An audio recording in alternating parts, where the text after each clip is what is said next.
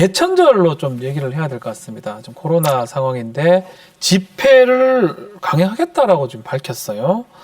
좀 정부가 좀 하지 말아 달라, 또 경찰이 명운을 걸어 달라, 이런 얘기까지 지금 된 상황인데, 또 일부 보수 단체는 재판을 하겠다고 하고 있거든요.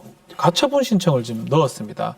지난번하고 비교해 보면 혹시 받아들일 가능성도 있지 않을까 생각이 드는데요. 어떻습니까? 일단 최근에 부천에서 한번 집회가 있었습니다. 네. 야외 집회를 준비해서 진행을 했는데 법적으로 적법하게 치루어졌다고 네. 하지만 100명이 모이기 위해서 거기 300명의 공권력이 투입이 돼서 현장을 관리하고 그렇죠. 사람들의 간격을 조정하고 했단 말이에요.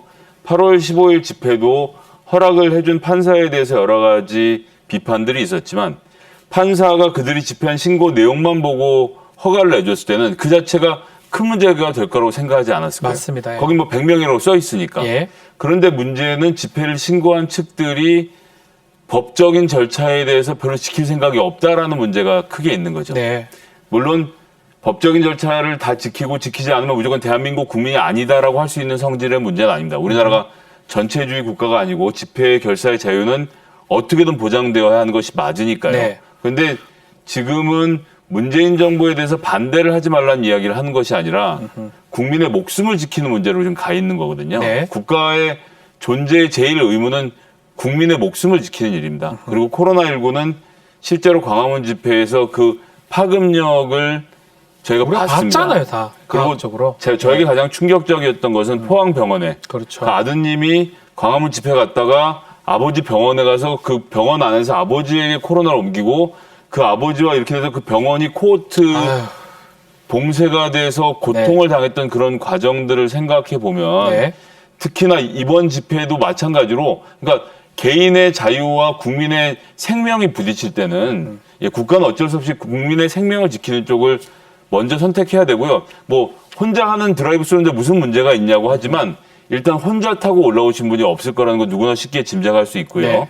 그래서 집회가 끝나고 나서 다들 모여 앉아서 식사를 하는 등 전국에서 사람이 모여서 확 한번 흩은 다음에 돌아가는 구조 아닙니까?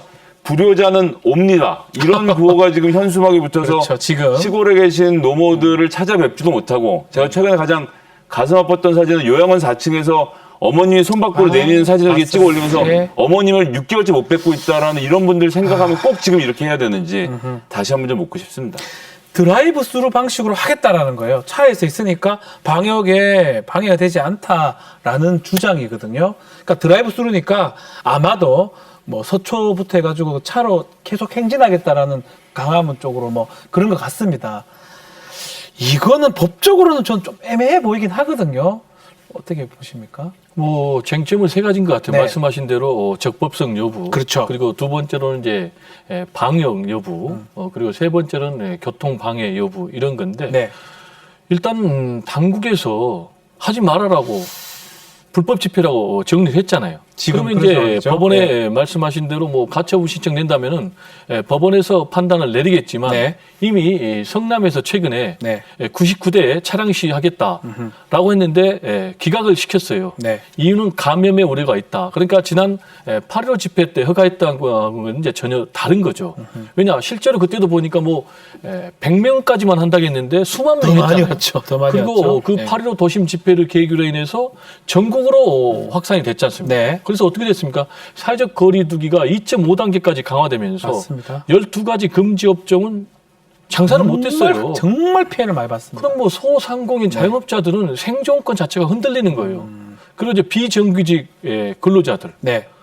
이런 거 생각하면은 사실은 안 해야죠. 그리고 정부 당국이 하지 마라. 그리고 방역, 정은경 질병관리청장 네. 안 된다 얘기하고 있지 않습니까?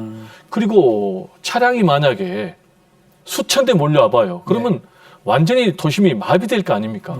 그리고 뭐 이준석 전 최고위원도 얘기했지만 끝나면 그대로 가겠습니까? 티풀이 하면은 감염이 돼서 전국으로 그렇죠. 퍼질 거 아닙니까?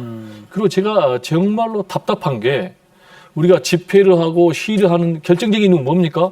내 주의와 주장을 알려서 다른 사람들에게 공감을 시키려고 하는 거 아니겠습니까? 네. 근데 국민 여론조사를 보면은 개천절 집회 80%가 반대예요.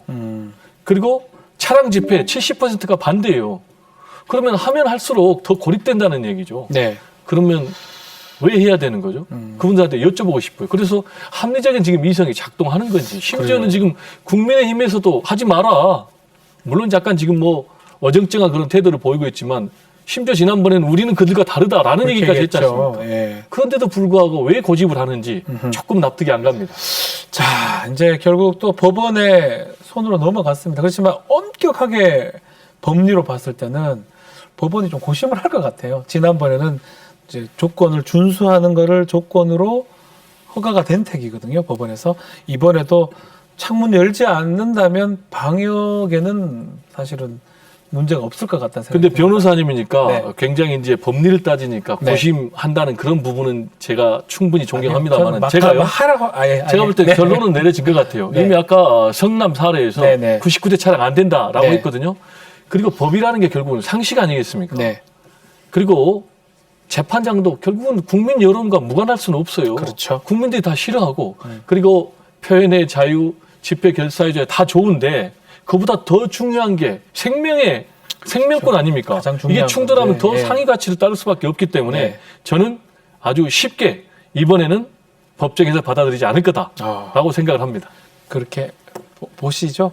저는 이제 왜 하냐고 하신 질문에 대해서 답변을 잠깐 드리고 예, 예. 싶은데 이게 사실은 다 유튜브용이에요. 그러니까 유튜버 중에서 등치가 큰 사람들이 집회를 하자라고 사람을 불러 모으고 네. 현장에서 유튜브로 또 이걸 중계합니다. 그럼 앉아 계신 분들이 집회를 보는 게 아니라 각각 개인이 다 자기 유튜브를 보고 있어요. 그래서 유튜브를 보는 사람들과 유튜브를 하는 사람과 이게 실시간 급상승 영상이 올라가고 이러면서 소위 말하는 보수 유튜버 중에서 거기에서 요즘 용어로 이제 우파 코인이라고 하는데 그렇죠. 여튼 이렇게 해서 조회수와 돈을 빨아들이는 구조가 서로 상승작용을 일으키면서 집회를 하는 거라서 네. 예, 저는 이 집회를 그런 분들의 유명세를 해주기 위해서 모든 국민들이 위험을 감수할 이유는 없다라고 생각을 하고요. 온라인에서 모여야죠. 그리고 정말 이 코로나19가 진정이 된 국면에서도 만약 정부가 집회를 막는다면 네. 그땐 제가 같이 나가서 하겠지만 예, 코로나 국면에서는 예, 가족들을 지키는 게 우선이라고 저는 그렇죠. 생각합니다.